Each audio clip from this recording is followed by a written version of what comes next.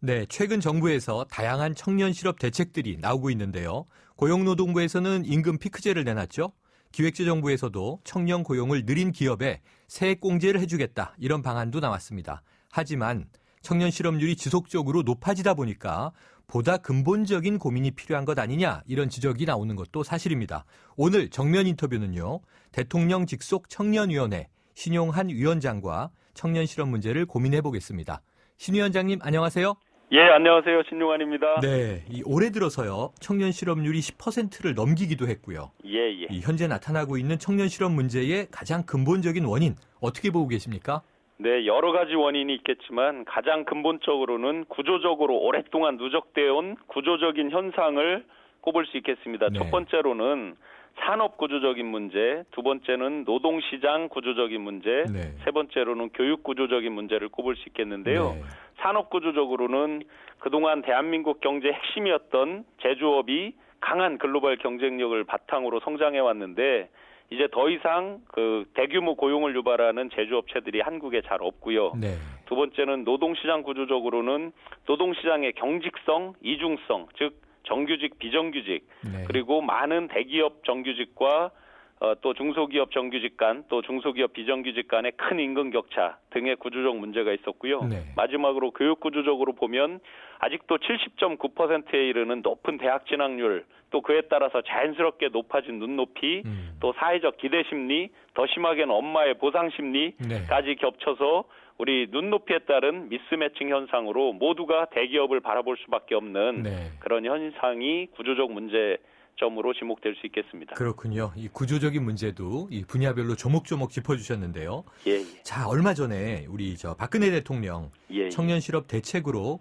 중동으로 가라 이런 발언이 나오기도 했었잖아요. 네네. 실질적으로 취업을 준비하고 있는 청년층과 또 정부의 청년 실업 인식이 많이 다른 것 아니냐, 현실감이 좀 떨어지는 것 아니냐 이런 지적이 있는 것에 대해서는 어떻게 생각하십니까? 예. 그 대통령님 중동 발언 이후에 많은 청년들이 너 나가라라든지 아주 심한 네. 댓글 등으로 맞습니다. 정말 제가 가슴 아프게 봤습니다. 네. 그런데 그 발언의 취지를 한번 제가 다른 각도로 보면 네. 우리나라 약 5,100만의 국민이 있는데 전 세계에 포진되어 있는 대한민국 국민이 약 700만 명이 넘습니다. 네. 그리고 예를 들어 지난번 중동 사례에서 카타르 항공에 승무원이 약 6천여 명이 있는데 그 가운데 약 1,000여 명이 대한민국 사람입니다. 네. 그런데 같은 카타르에 북한 사람이 약 2,500명이 나가 있거든요. 네. 그들은 대부분 카타르가 유치한 월드컵 경기장의 근로자들입니다. 네. 자, 저희가 질 나쁜 해외 진출하는 것도 아니고 이제 이만큼 전 세계 해외 700만 이상의 대한민국 사람들이 포진돼 있으니 눈을 들고 눈을 높이 해서 전 세계로 글로벌로 눈을 돌려보자 이런 취지의 말씀으로 이해를 하고요. 네.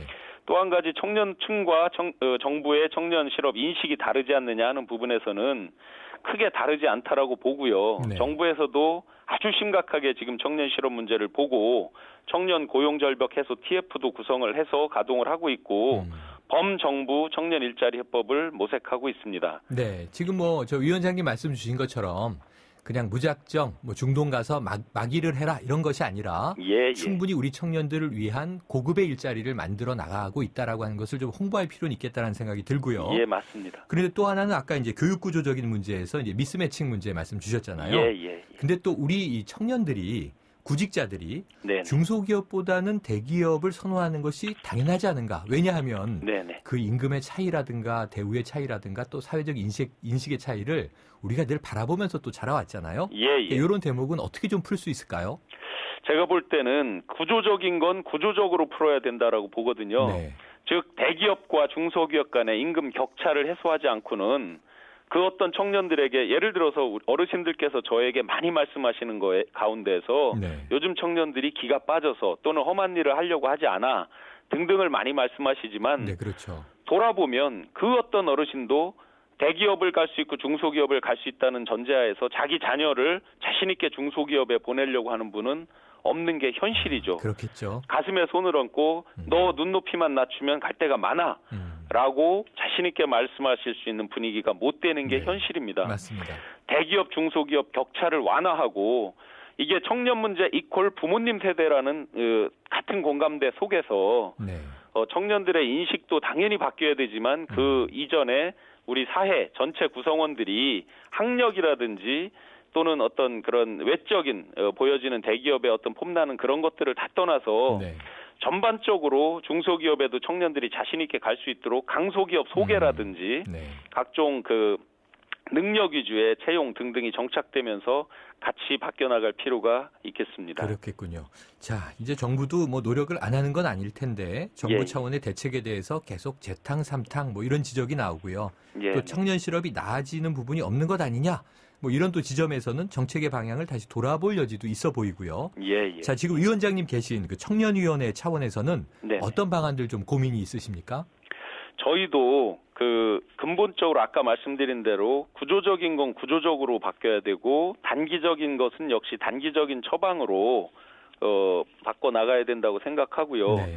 대표적으로 이제 구조적인 거라면 예를 들어 노동시장 수요 측면에서 보시면 규제 완화를 하고 또 창조경제 정부에서 이렇게 부르짖고 있지만 그 가운데서도 대표적으로 이제 청년들이 선호하는 일자리들이 있습니다. 네. 예를 들어 유망한 서비스업 헬스케어라든지 네. 그 새로 나오는 크라우드 펀딩에 관한 것들이라든지 이런 새로운 서비스들이 관철돼서 청년들이 선호하는 새로운 일자리들이 많이 창출되도록 저희도 같이 노력을 해나가고요. 네. 특히 요즘에 구조적인 것 중에 가장 큰 게 정년 연장에 따른 임금 피크제 논의가 네, 활발히 그렇죠. 일어나고 있는데 그에 따른 논란은 많지만 저희 청년 입장에서는 300인 이상의 사업장에서는 임금 피크를 통한 청년 고용이 는다는 건 이미 많은 주장들이 있거든요. 그렇게 보면 청년 입장에서 최소한의 기회를 부여하는 측면에서 임금 피크를 통한 그 일자리 창출이 꼭 필요하다고 보고요. 또 공급자 측면에서 보면 스펙추얼 인재 채용 등이 정착이 되고 능력 중심으로 우리가 인재 채용하는 것들이 많은 기업들에서 같이 도와주시고 하도록 저희가 전국을 돌면서 스펙추얼 인재 채용 설명회도 하고 또 대기업 30대 그룹 인사 담당자분들과 저희가 다 MOU를 체결했고 강력히 스펙추얼에서 능력 중심으로 채용해달라고 호소드리고 있는 과정들이고요. 네. 단기적인 부분에서는 청년 인턴 알바에 대한 기회라도 더 충실히 네. 늘릴 수 있도록 많은 기업들에서 예를 들어서 인턴의 인문계생 같은 경우는 인턴 기회도 부여되지 못하는 경우가 많은데 네. 그런 기회 확대에 대해서 간절히 호소드리고 있습니다. 네. 근데 지금 말씀 주신 대로요. 인턴 알바라도 이 아르바이트라도 예, 기회를 좀 달라. 이렇게 또 이제 우리가 기업을 압박해야 되는 것도 맞는데 예. 아까 구조적인 문제에서 청년들이 가장 크게 느끼는 것이 정규직, 비정규직의 구분이잖아요. 이 의리벽인데 뭐 몇 달 전에 이 미생이란 드라마에서 장그래가 그렇게 인기를 끌었던 것도 네네. 비정규직으로 시작하니까 정규직으로 올라가기가 그렇게 맞습니다. 어려운 것 아니냐. 예. 낮게 시작하는 것을 또 두려워하게 만드는 구조가 존재하는데 네네. 이런 대목에 대해서는 어떤 해결 방안 좀 모색할 수 있겠습니까? 예, 맞습니다. 지금 말씀해 주신 것처럼 OECD 평균의 비정규직이 약 11.8% 정도 되는데요. 네. 대한민국은 어른들까지 전부 통계를 냈을 때 약 22.4%가 비정규직인데 네. 불행하게도 저희 청년들만 놓고 보면 청년들이 첫 일자리를 비정규직으로 시작하는 경우가 약 34.8%에 이르고 있고요. 네.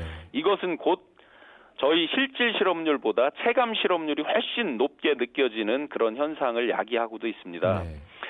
이 노동시장에서 인력 운용의 유연성 확보라든지 고용 형태 다양화 이런 것들은 충분히 이해를 하지만 유독 저희 청년들에 대해서만 비정규직으로 이렇게 하는 경우가 많은데 네. 마침 6월 17일자 고용부에서 정규직 비정규직 간의 차별 해소 등에 대해서 이제 방안도 발표를 하고 정부에서도 비정규직을 정규직으로 전환을 할 때 네. 여러 가지 페이버를 주는 방안을 발표를 하고 있는데요. 네. 그보다 더 크게 우리 각 기업 차원에서도 비정규직 사용에 대한 동기 유인을 줄여주고 네.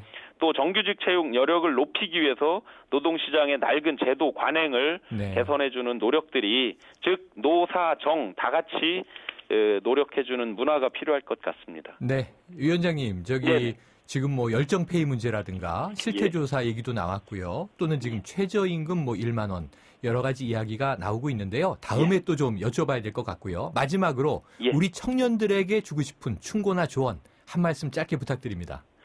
네, 우리 청년들이 많은 열정페이 속에서 신음하고 고통하고 있지만 우리 스스로 솔루션을 찾고 우리 스스로 액션한다는 마음으로 내 인생 주인공은 나라는 각오로 늘 생각해 주시고 스스로 인플로이어가 되겠다라는 각오로 자기의 그 자아 존재감, 역사적 인식, 아이덴티티를 확고하게 해서 자신 있게 전진해 나가면 좋겠습니다. 네, 위원장님 오늘 말씀 감사합니다. 네, 감사합니다. 지금까지 대통령 직속 청년위원회 신용한 위원장이었습니다.